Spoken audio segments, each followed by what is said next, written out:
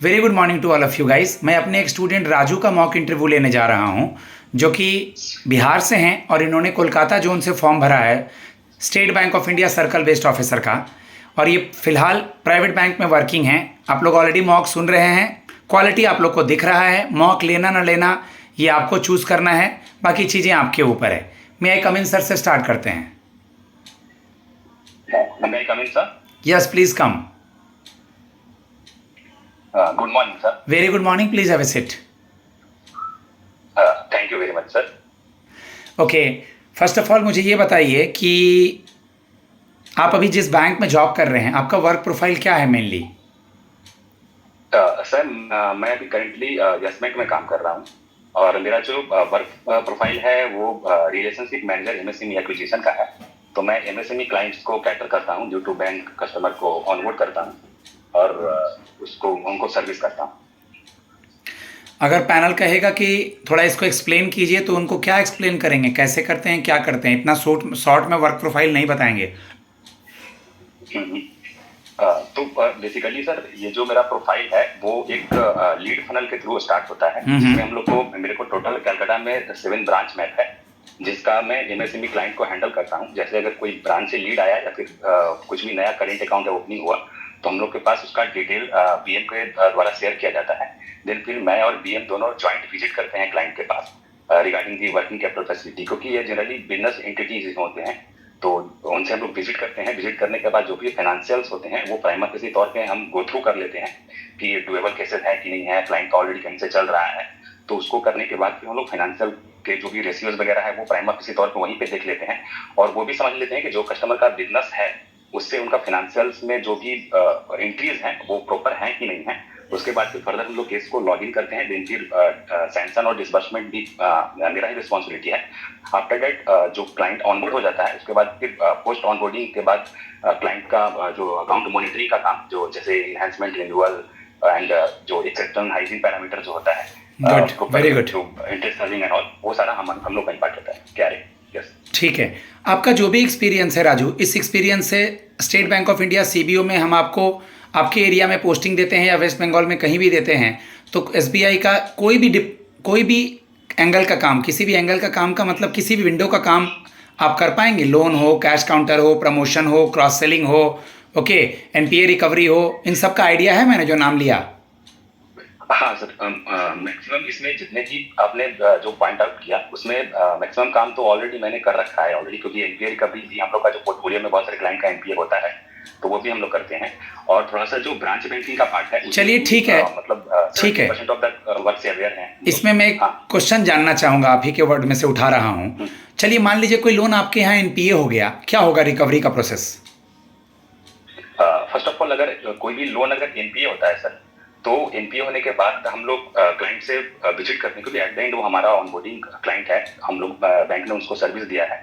तो ऐसे डायरेक्ट कोई लीगल एक्शन ना लेने से अच्छा है बेहतर कि पहले क्लाइंट से मिले और जानने का कोशिश करें कि उनका अकाउंट स्ट्रेस में क्यों है।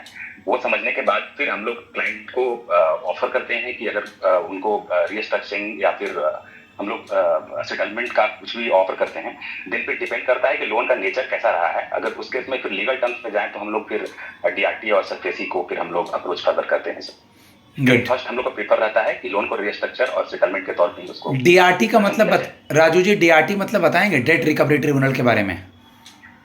डीआरटी बेसिकली सर जो भी लोन से रिलेटेड जो भी डिस्प्यूट जो भी रेज होते हैं वो जनरली यहाँ पे फाइलिंग होता है और उसके बाद यहाँ पे सुनवाई होता है कि किसके पक्ष में कैसे इसको हम लोग सेटल करके करेंगे। और डीआरटी में जो अभी के डेट में इंडिया में टोटल 39 आई थिंक डीआरटीज हैं और इसमें जो ठीक है 20 लाख मिनिमम जो होना चाहिए वो लोन का। अपने बैंक का हेडक्वार्टर टैगलाइन चेयरमैन बताएं और एसबीआई का हेडक्वार्टर टैगलाइन चेयरमैन बताएं। यस बैंक के जो करेंट जो चेयरमैन हैं वो ऑनरेबल प्रशांत कुमार हैं और हेडक्वार्टर मुंबई में है और जो टैगलाइन है वो लाइफ को बनाओ रिच है। और एसबीआई का जो हेडक्वार्टर है वो मुंबई में है। करेंट जो चेयरमैन है मिस्टर CS शेट्टी सर हैं and tagline of SBI is bankers of every India. Okay okay Raju, मैं ये जानना चाहूँगा कि आप बिहार से हैं और बिहार में स्पेशल इंटेंसिव रिवीजन न्यूज़ में था, उसके बाद चीफ इलेक्शन कमिश्नर का नाम बता दीजिए और एसआईआर क्या है बता दीजिए। Chief election commission I think Ganesh Kumar शायद हैं। ज्ञानेश कुमार। हाँ, ज्ञानेश। और एसआईआर क्या है? Sorry sir, I am not able to. नहीं, पिटाई होगा एकदम। हर दिन फ्रंट पेज पे आ रहा है, पूरा पैन इंडिया में ये लागू होने वाला है। स्पेशल इन्वेस्टिगेशन रिवीजन का मतलब, ठीक है, इसका मतलब ये पूरे इंडिया में, पैन इंडिया में 2000 जिन लोग का नाम ओमिट हो रखा था उनका नाम लाना, जो लोग ऑलरेडी नाम है लेकिन वो माइग्रेट हो गए हैं, चले गए हैं, उनका नाम हटाना, और किसी का छूट वगैरह रखा जो मैंने पहले बोला था उसको लेकर के आना। स्पेशल इंटेंसिव रिवीजन, ये पैन इंडिया लागू होने वाला है, ठीक है, याद रखेंगे। ऐसा यार आप देखेंगे। अपना इंट्रोडक्शन दीजिए मुझे। My name is Raju Kumar sir, and basically I am from Bihar, and currently I am working with Yes Bank Limited as a relationship manager, MSME acquisition. And about my academic qualification, I have done my bachelor's in business administration from MIT University, Patna. After that, I have done my postgraduate diploma in banking and finance from Manipal Academy of Banking and Finance, Bengaluru, where I have secured the overall 9th rank in my batch. And from there, I was allotted the working capital division. And from that date to till the time I am working with Yes Bank Limited in working capital division. And currently handling the 53 crore asset size of book. Okay, very good boy. What is the current CASA and NPA of your branch? Idea है? Actually जो हम लोग के case में branch का कोई concept नहीं है प्राइवेट बैंकिंग में। हम लोग का सेपरेट पोर्टफोलियो होता है। तो हम लोग का जो पोर्टफोलियो जो कोलकाता का पोर्टफोलियो है वो 0.30 है नेट एनपीए। ठीक है, ठीक है। आपने बताया कि आप एमएसएमई पे भी काम कर रहे हैं। Yes. मैं एक एक करके 3-4 चीज पूछूंगा अब इसमें। सबसे पहले तो मुझे बता दीजिए मुद्रा स्कीम के बारे में। मुद्रा स्कीम जो है जनरली सर वो स्पेशली माइक्रो इंटरप्राइज बैंकिंग जो है उसके रिलेटेड है। उनको फंडिंग किया जाता है और इसमें जो कैटेगरी है वो टोटल 4 हैं, जिसमें हम लोग शिशु, किशोर, तरुण और तरुण प्लस को देते हैं, जिसमें कैटेगराइजेशन जो है वो तरुण प्लस का क्या अमाउंट है?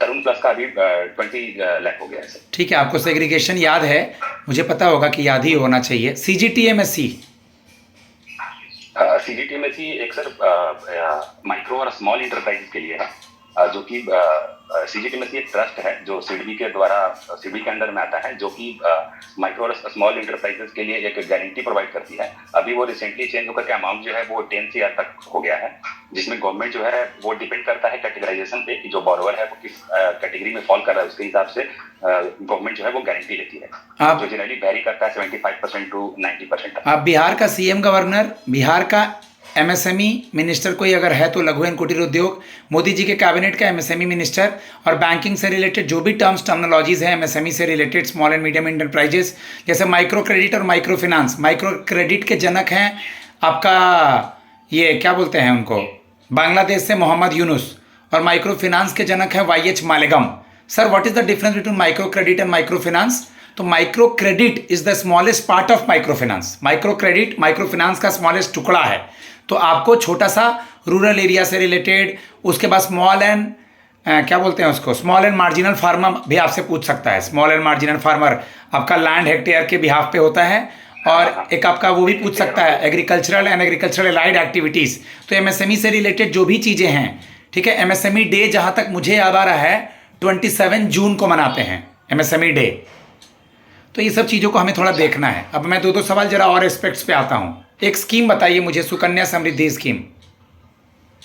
सुकन्या समृद्धि स्कीम जो है सर वो गर्ल चाइल्ड के लिए इंडियन गवर्नमेंट ने लॉन्च किया था, जो कि गर्ल का एजुकेशन या फिर मैरिज के टाइम में उसको यूज कर सकते हैं। एक तरह का एक सेविंग स्कीम या फिर इन्वेस्टमेंट तौर पे ये स्कीम को कंसीडर कर सकते हैं, जिसमें जो गर्ल्स के जो पेरेंट्स हैं उनको मिनिमम 250 रुपये पर ईयर वो जमा कर सकते हैं, और साल का उसका रिस्ट्रिक्शन अपर लिमिट जो है वो 1.5 लाख तक का है।